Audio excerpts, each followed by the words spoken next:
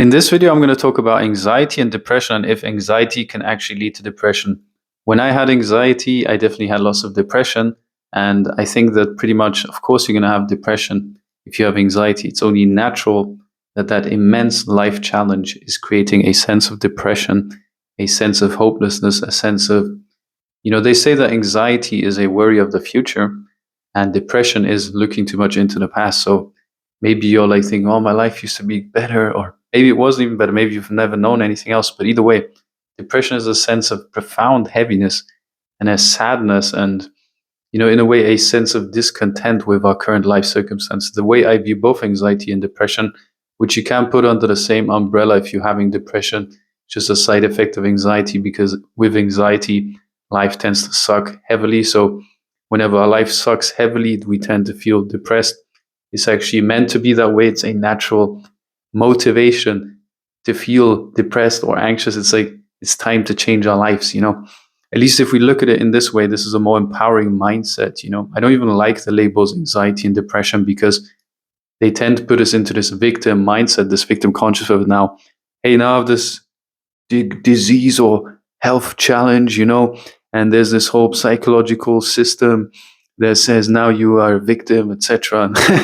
I don't resonate with that at all. I went to therapy and counseling when I had anxiety, and they said, hey, I can listen to you, and that's it. I can't really help you. I was like, what the F? Like, your job is to actually help you get better. You're telling me you can't really help me, or you're just going to listen to me and do nothing at all.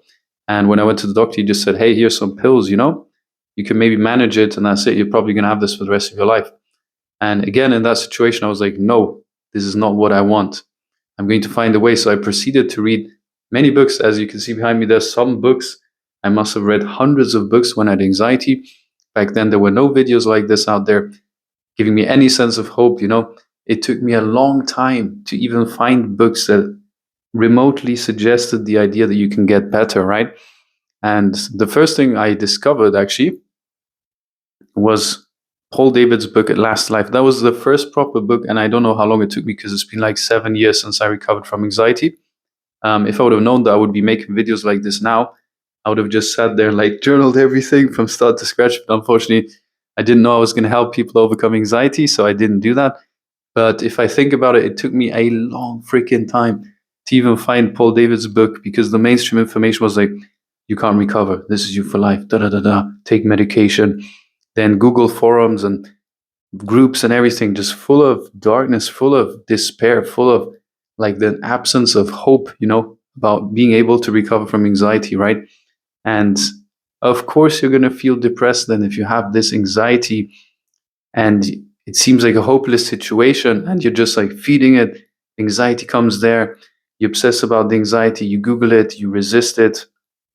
And you're just making it worse. So there's not much else to say about like if anxiety leads to depression. It's pretty obvious. I'm trying to bring it across. But let's talk about how you can actually overcome anxiety and depression, because that's actually more important than just identifying a symptom, right? You actually want to address the anxiety and depression holistically, understanding that if you have anxiety, depression is a natural result and symptom of anxiety. The same way as you might have blurry vision, heart palpitations, and a host of other symptoms you may have. I had, for example, musical OCD. Music was playing in my head, even though I wasn't listening to music, and that really freaked me out, right? So, okay, this is me now going insane. Music played in my head. Bye-bye. And I thought I was getting psychosis. And every little physical sensation I had, I was like, okay, maybe I have this health issue going on now. Maybe, I don't know, I have cancer or I'm going to die or something, or agoraphobia. I really had a hard time going outside the house, even freaking going to the supermarket was like, holy shit, anxiety, fear, walking out like pure paranoid on the way to the Aldi supermarket back in the day. I was like, shit. This is when I was living in Scotland. I was in complete social isolation. Long before that became a thing in more recent years, right? And I got to the point where I couldn't even socialize. Like I was just completely isolated from the world, Eventually I ran out of money, so I had to get a job. And then I was like, oh shit. But that was actually a good thing, right? To get that job and to be around people, even though it was really uncomfortable. I hear people say, I made a reel somewhere recently about facing your fears, which is a huge pillar of anxiety recovery. And this person, oh, I tried facing my fear, but it didn't improve anything. I'm like, you have to repeatedly face fear, consistently, continually, over time, for your brain to rewire itself, combined with acceptance, right? So you have to like live as though you're anxiety free, and you have to engage in life. In some countries they even say like depression isn't like, let's say, like it's actually kind of, how do you want to say it? It's like a first world problem in a way. It's like, oh, I have depression, I'm going to lie down, take this mind altering medication, and now I'm just going to sit there and be sad about myself. Like, I get it, I've been there, but that's just doesn't work in a society where you actually have to do something.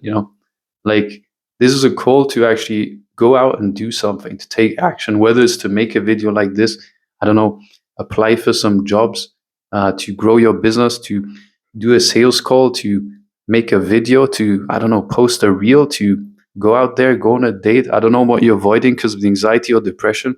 Now I'm going to wait until I feel better. I'm going to wait until I feel better, man, and then I can do it. But that's the wrong way to do it. Do the thing and you will have the power. That is the right way to do it, okay? Not the other way around. Most people with anxiety, depression, they're waiting for some miracle to happen. And then, like, oh, when I feel better, try this solution, this pill, whatever. And then I can do the thing. Not understanding that is the exact reason they are stuck in their current circumstances, and life is not getting better, and life is not changing because of that. It is so simple. You just do the things you would if you didn't have anxiety or depression. So, what would your life look like? What would you do? What is your ideal life in the absence of any limitation? Like, anything is possible, right? What would you go and do, my friend? What opportunities are you avoiding in your dating, career, health, etc.? Right? Like, what are you putting off because you don't feel ready? You feel anxious. You feel like you can't do it. You feel like you're going to be weird or whatever. And then I encourage you to go and start doing those things, like slowly but surely doing those things. Like, obviously, like a transformation like that can look like a huge freaking mountain, right? Like, looking at Everest and like, holy shit, I'm never going to do that. And then like, retreat, I'm not going to face my fear. But what is like the next step? You don't have to focus on the entire mountain, but what is the next step? What is the daily action? Like, maybe, I don't know, when I had anxiety, for example, I go into this whole like scene of like approaching women right on the street, just, trying to get a date, getting to know them, and doing that without any alcohol, right? Just like walking up to them. And that was super scary to me initially. I was like, I don't know how I'm going to do this. I went there, did it full of anxiety. And sure enough, like, even though I might have not done it perfectly, which is another pillar, imperfect action, right? Imperfection. You cannot do it perfectly. Perfectionism is an obstacle to meaningful progress in our lives, right? So I went into these situations like freaking out, and I was like, hey, I just thought I'd approach you and say, or like, you could do indirect, like, sorry, what's the time? And then like, oh, by the way, you look really cute. And yeah, my name's Andy. Nice to meet you. Give the hand or something, then just like start a conversation or something. You just get the ball rolling, right? Just do something outside your comfort zone.